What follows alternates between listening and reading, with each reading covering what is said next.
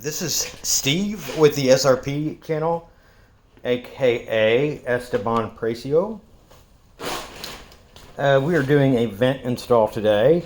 I'm showing you some of the materials involved in today's activities. The reason I'm doing this video, I'm trying not to say too in my videos. So anytime I say I'm gonna pinch myself, or probably wouldn't make for a productive video. Never mind. So I've seen a lot of these done incorrectly, or not even done at all. So the house we're doing it in today was built in 1980 and had just a little cheap recirculating new tone vent, which is basically just real cheapy. I sometimes have a little charcoal filter. Really not that safe, especially if you have a grease fire. It's kind of worthless. So we're going to actually be ducting in a new microwave, installing the microwave and ducting it with the 6-inch duct all the way to the roof. Hopefully you get that today. These are some of the stuff needing today. I have two 6-inch, I call those 90s, but they're just, you can bend these in 90 degree, any degree, 13, 90 or 45, 70 degree. I got two of those. Hopefully this vent will be able to go straight up. The accessibility in the attic's pretty good. This is something most people might not have. That's a hole saw, 6 3/8 hole saw, and it's pretty big for a hole saw. Like this is a Greenlee brand. They usually recommend you use it with a right angle drill because of how it can torque your kick and torque back on you, especially on wood. This is made for recessed lights, so that's not as much of an issue on those. But I have this big drill. It can handle the torque, but it can kick back. So I'm going to put the little handle when I cut that through. But when you're cutting through the wood, which you'll see later, this makes it look so much neater. No more ups. Sorry. Anyways, so these are some other things we have here. The little tin cutters. This is like a right angle tin cutter. This is a little teeth maker. If you want to go into a different size or fit into a smaller size pipe. Yeah, that little gadget here makes those little teeth there. So which makes it go inside the conduit easier. And then I also have this bad boy. So I got this at Home Depot. This is a 6-inch here. I painted it. It has a little backdraft flapper in it.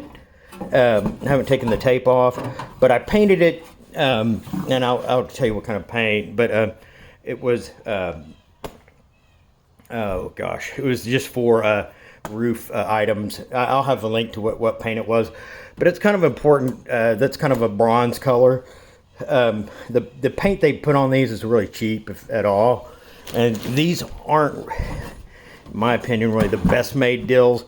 So it's kind of one of those things, when it gets in place, hopefully it's not messed with. They're kind of cheaply made, but I think the paint will help it look better. The other finish that they come with is black when they're new, and they will discolor in a matter of a year or two. This should last 10 years as far as the looks. That's the main thing, just the looks of it. So that is it. Okay, so I got the little vent hood already removed. A previous day I came and removed it. Removed the power going to it, which it was tied into a light circuit, which is not good, especially if it was just a vent that could hold it, but you really want a larger circuit for the microwave. So I actually ran a dedicated 20 amp circuit through the attic to this panel, got that in place for today, and then took this wire and actually junctioned it inside that box, so it has a safe place to terminate. But this is kind of typical a lot of times, just no kind of venting or ducting outside. It's more involved during construction. They even have little pre-cut little deal here. You can see in the wood. To kind of give you a little template. That's not really going to help us, but it kind of gives you an idea of they're thinking, hey, if you do want to do a vent, and so this is on the cooktop. I put like this 2x4s going across here. This protects it good and well, actually. And so I'll then put this over it. This is kind of important, obviously, because the microwaves are heavy. This is the KitchenAid one we're installing. This is a low profile one that will give more overhead headroom, which will help here because that's hanging down a little lower there. And one other thing, I got that little here. That's a mark I put. That's the center of the cabinets, and I put that little mark there so when I was in the attic I could see if the duct cleared everything up there, and it does. And so that's the center point there, but we'll mark the center point when we do the 6-inch cutout. Only bad evil people make cookies like this. Can you believe that? So what I'm going to do first, I don't know the exact look. This is what will go. This is the adapter. This is like a 3x8 or 10 to 6-inch adapter here. And then that goes to the 6-inch. So I don't know exactly what direction that way or that way that'll be. So I'm going to actually get the microwave installed first so we know the exact location, and then drill it out. Okay, so when putting on the backer plate, this is a pretty typical backer plate for this microwave. This just goes up here, and then you mount this here, and then the microwave will actually sit on those hooks, and usually 2 people, and then you hinge it up into the top of the cabinet. What's different on this one that I'm used to is they usually give you a paper template to mark the top plate there, but this one you just use that metal template here and use it to mark the bottom side. That's pretty cool. So that's a lot easier. The paper templates were difficult, and it is important to find studs on the microwave. So if I mounted it here, that's a big slab of Formica. That's not going to go anywhere, but you still want to find studs, and you can find them in the cabinets pretty easily. Pretty easily here, because they're where the mounting holes, and there, and then you can see here where they puttied that hole up.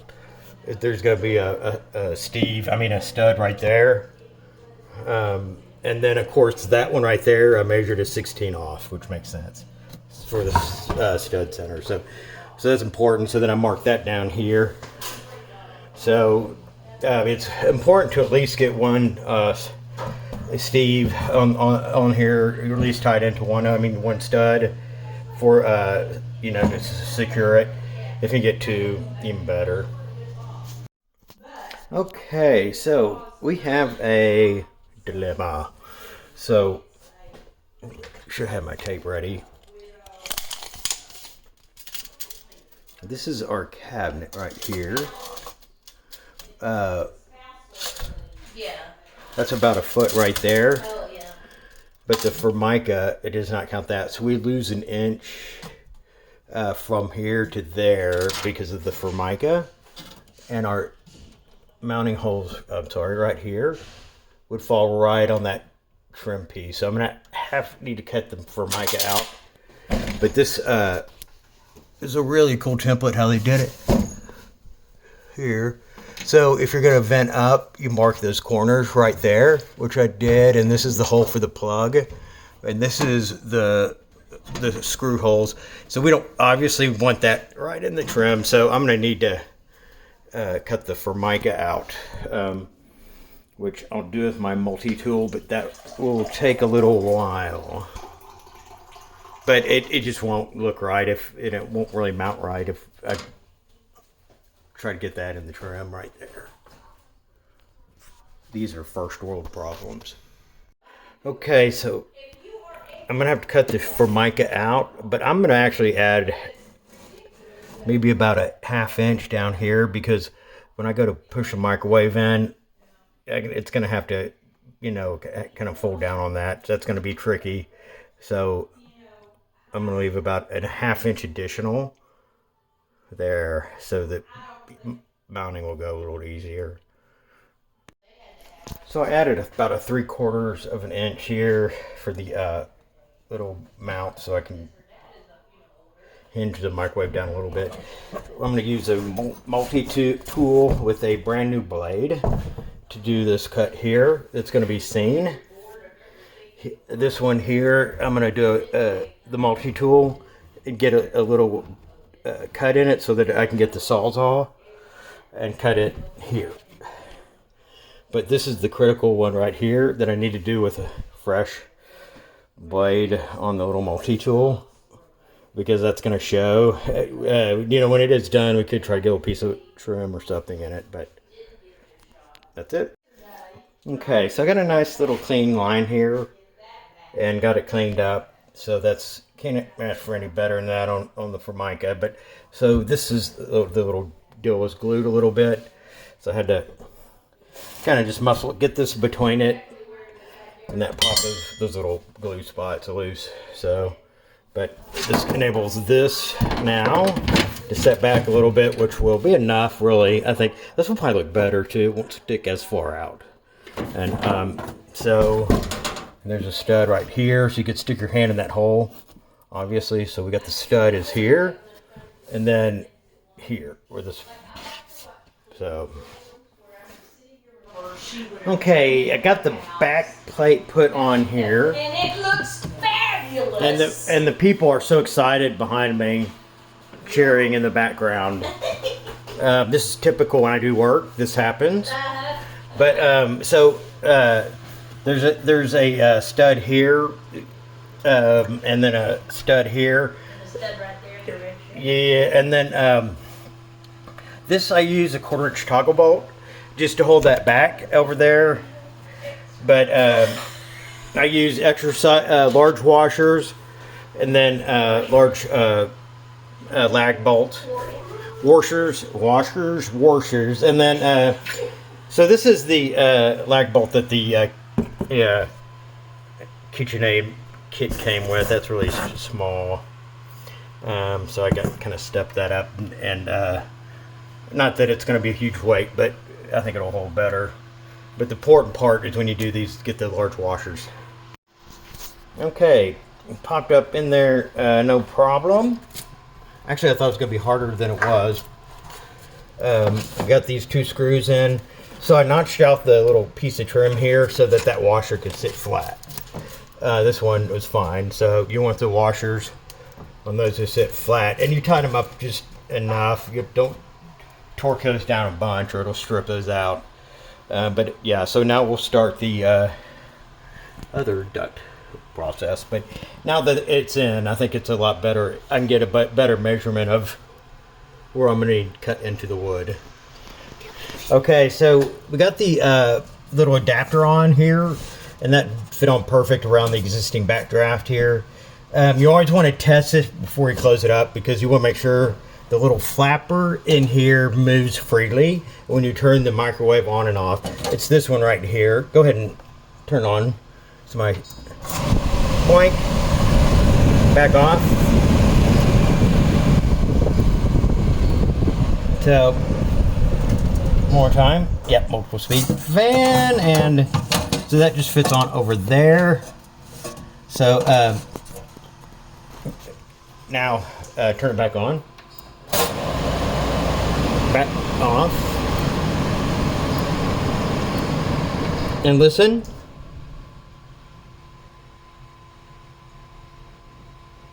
Yep, no flapper. Oh, wait a minute. So you should always hear the flapper, or maybe it's a cushion. Maybe there's a little damper. Maybe you don't hear it on this one, but yeah, it went back down. So, but yeah, you just want to make sure that all that clears. Also, if you notice, it's not. This is not level, so we're gonna. This is gonna be right up against the wall here. So the fact it's not level is not the end of the world, but because we'll put a little adapter, but we'll have to trim the wood here and here so that this is flush up against it, going up into the attic. Okay, this is probably going to be the hardest part right here. Is this hole saw is cutting? So what I'm going to do is actually trim the wood with it. So I'll get that going up in there, and hopefully that will make a nice cut on the wood here. But these things kick a lot, so especially you have to just take it slow.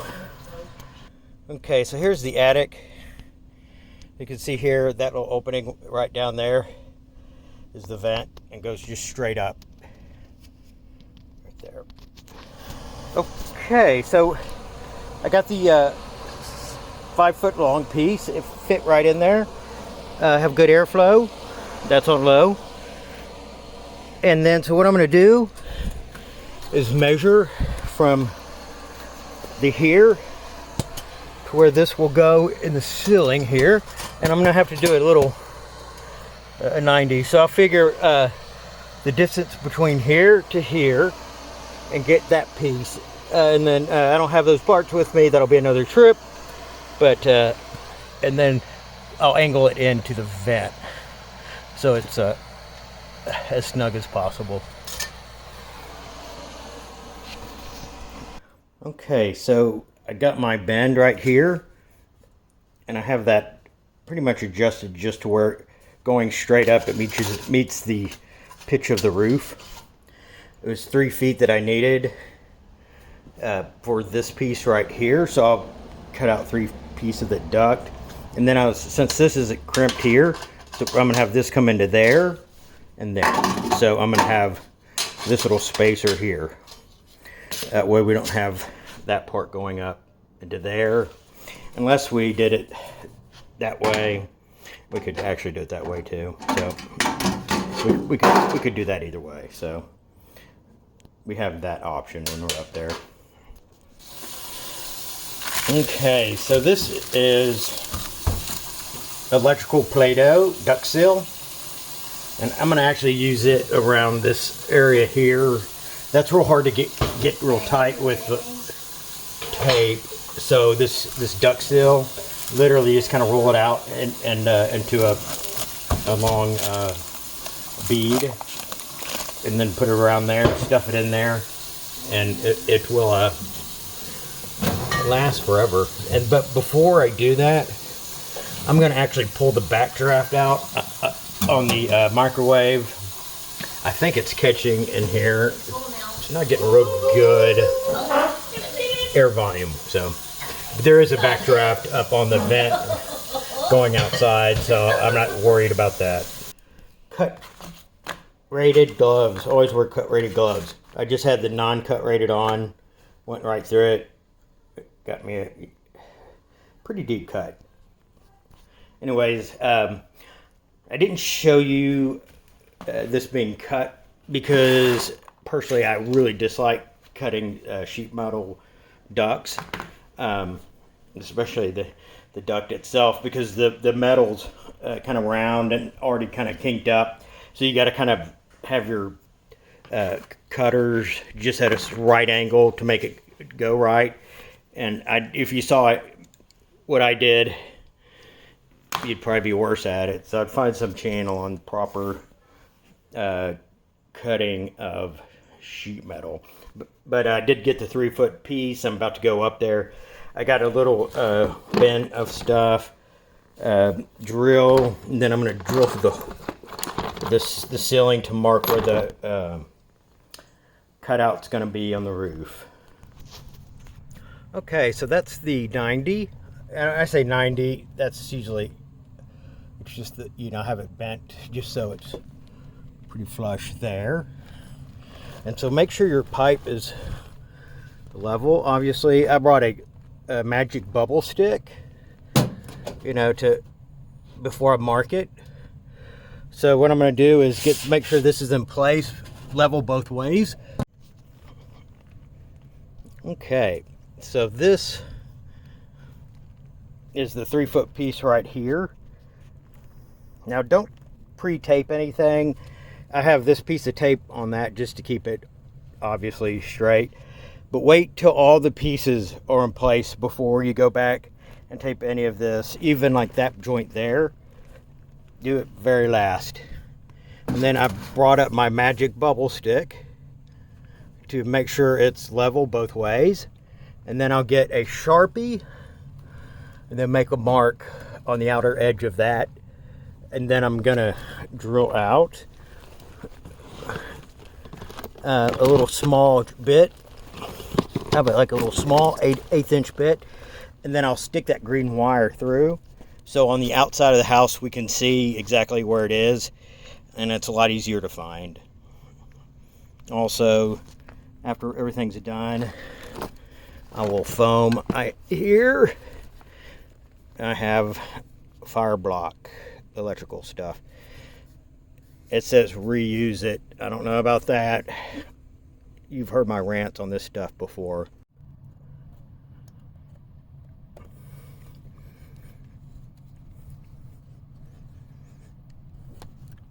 Put the little kink on the end there like that.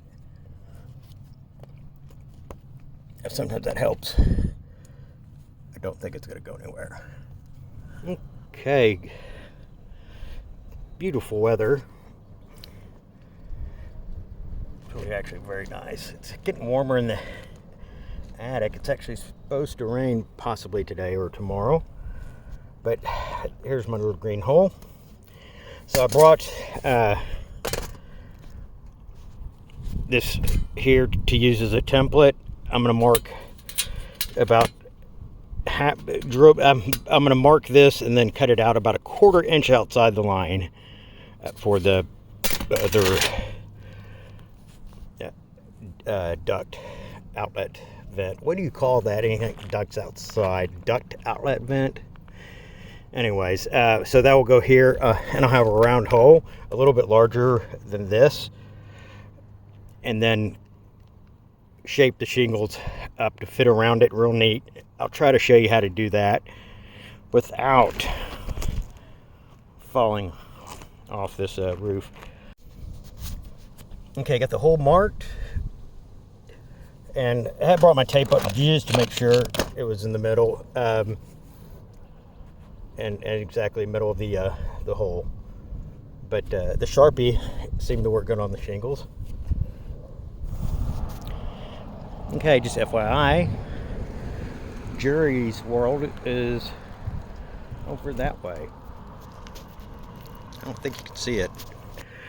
Okay, so after you get the 6-inch hole and it's about to storm outside, that's when you go inside and say you're freaking out.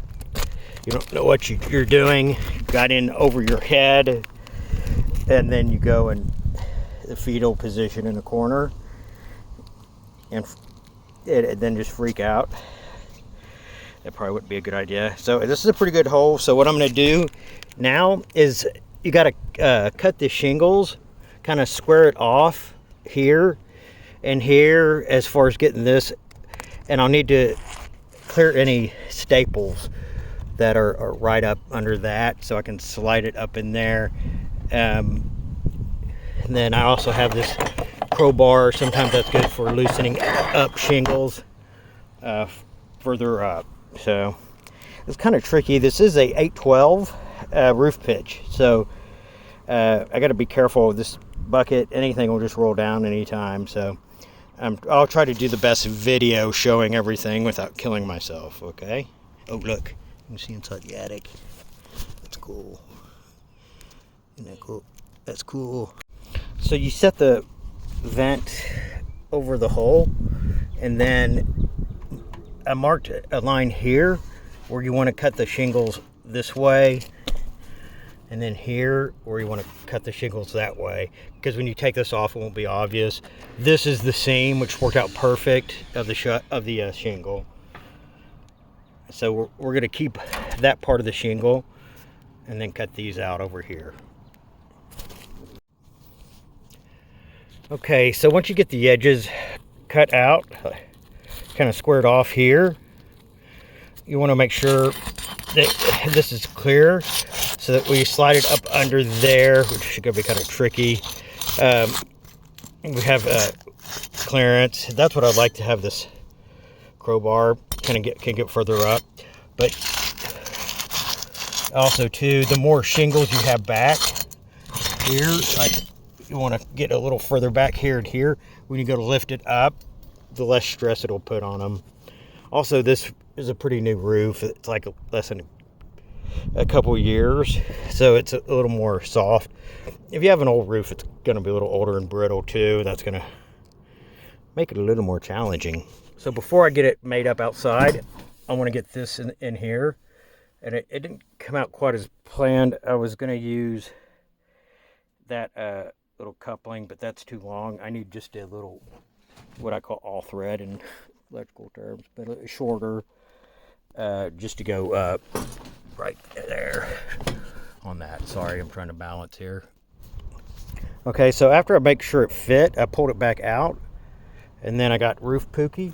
Like I said, just any kind of good, this is blackjack, any good poker related item will work.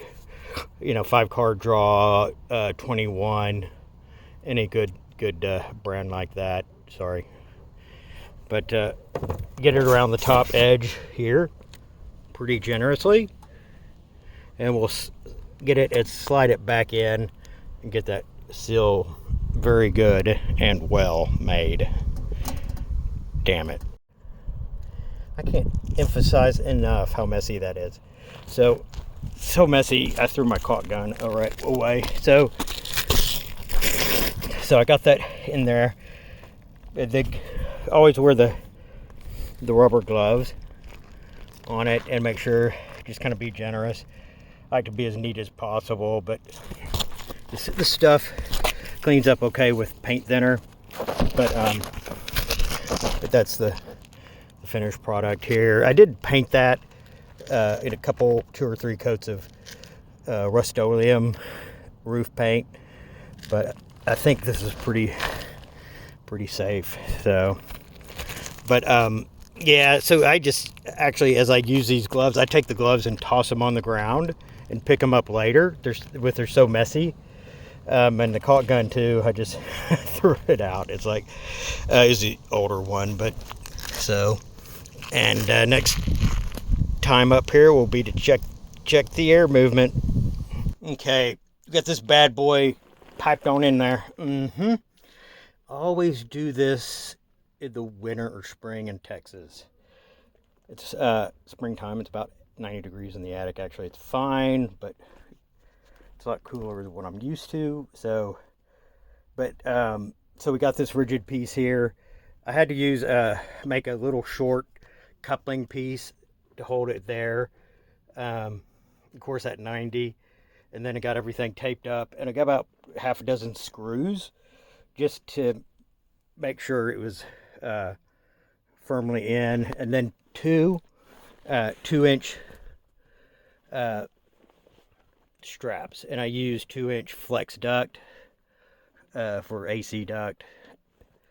Actually, it was kind of laying around, so but kind of wrapped it around, screwed it down, wrapped it around twice, and then reattached it, and then got foam around the opening to get it real tight. The sound of blowing air from a house, very exciting, very exciting. Hope this was a helpful video and channel. If you have any questions, please ask them. I'll leave any links that I have down below. Thank you for watching the SRP channel. If this is something helpful, please like and subscribe. Thank you.